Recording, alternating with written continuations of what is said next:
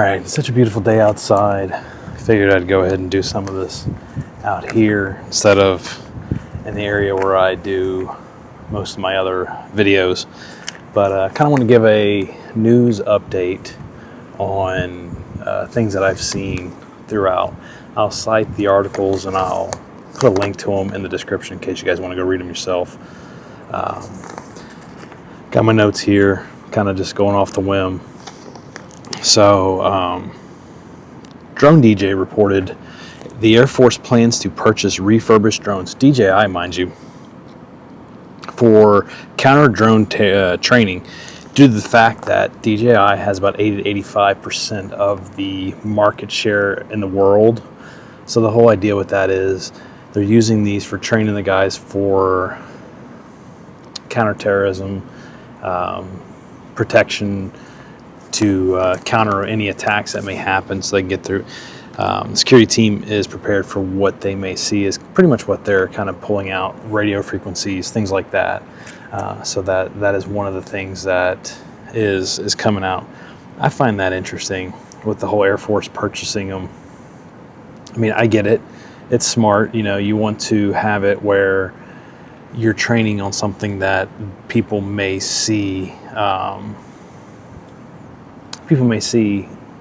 In a real world scenario. You're going out and buying refurbished drones and showing that information. DRONELIFE came out, and I kind of talked about this again, but they're imposing a 25 to 100% tariff on UAVs, drones, with a lower percentage on, depending on whether or not your country is, I don't know the right term, but like, if you're not a rival country, if you have an agreement already set up with DJI, or not DJI, with the United States already, if you're thinking about this is a little bit different than tariffs imposed previously by the president, because these are falling under Section 232, and national defense, national security is kind of what they're aiming at with these, to impose these tariffs. I don't see anything wrong with that. That was one of my first questions I had, was with the tariffs, you know, are they going to get thrown back? Are they going to get, you know, changed up, whatever, because of what we saw previously with that list of tariffs that President Trump came out with earlier in the year. And according to what I read in my research, Section 232 would fall under different restrictions. And so that's where it plays in, and then they're citing national security for the reasoning for these tariffs to kind of help reduce that, but it's also to promote manufacturing in the United States. Another thing that I kind of brought up on here, DroneU said American, just to kind of recap the NDAA, if you're curious about that, DroneU had it in one of their articles. American made, and I'm kind of paraphrasing this one, American made means not just a drone sold by a U.S. company or assembled here, but also meets the NDAA compliance. NDAA compliance, the National Defense Authorization Act, essentially says the drone, the manufacturer cannot be controlled by a foreign government. Components do not come from a restricted area, or do they kind of route sensitive information through something that could be suspected. So kind of diving in on that a little bit more, the question that kind of brought up to me, because we have the Insta360 Luna Ultra, which I might try to get my hands on. I'm not sure yet. That's one of the big ones out there. Extra got put on this list, and you know, DJI's on this list, Autel's on this list, but the way that Insta's allowed to kind of go out, and I almost feel like they're cornering the market, especially on these cameras for future maybe. But the reason that they're not on the covered list, and mind you, Insta360's headquarters, I guess international headquarters or whatever, manufacturing, is right next to DJI's, and I'm not even going to butcher the name, it's in China. And an article that I found stated, you know, obviously the NDAA names, as I mentioned earlier, DJI and Autel, but the FCC guidance states that a camera with many uses that could be connected to a drone does not specifically make it a UAS component.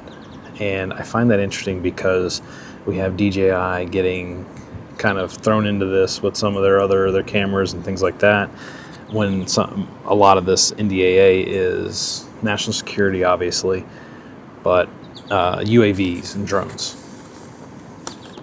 And, you know, I guess I'm trying to figure out why the Insta360 is not on this list, excuse me, when they're making cameras and things like that, because it does put in there for communications and such. Or, you know, another way that you could put it out there is, why is DJI for their cameras and so on this list? Drones, okay, you meet those definitions, whatever. But going back to that definition, I went and asked Google, why did DJI fail the NDAA? So it failed because it's based in China, which we found information American made, or, you know, manufacturer. We found out that the manufacturer cannot be controlled by a foreign government. Everything states that DJI is not controlled by a foreign government. So again, Google said because it's based in China, it failed, and it failed the audit. Now, the problem I have with the audit is DJI did complete an audit, but their audit was done by a third party because the federal government refused to complete the audit. I don't think that the government should be able to restrict somebody if they're requesting an audit and you're flat out rejecting to do it. DJI did come out and have OnDefend do the audit. OnDefend is, from information that I was reading, is a respected cybersecurity firm in doing audits and things like that. So, I mean, DJI tried their best to get out there and conduct these audits to free up their information. Will we see drones or anything like that from DJI in the future? I don't know. I don't know what the future of the industry is for hobbyists or for small businesses, etc. I was looking at a couple of these drones. I can't remember who it was off the top of my head, but I mean, these things are like $12,000. I think I mentioned this in a video before. And, you know, 12 grand for a drone when DJI is running, you know, a couple $1,000. So that's a lot of money. So, but anyway, that's the news that I wanted to put out. Again, links will be in the description, and I appreciate you guys watching, and feel free to follow for more videos that I put out, more information for news, etc. So thanks a lot for watching.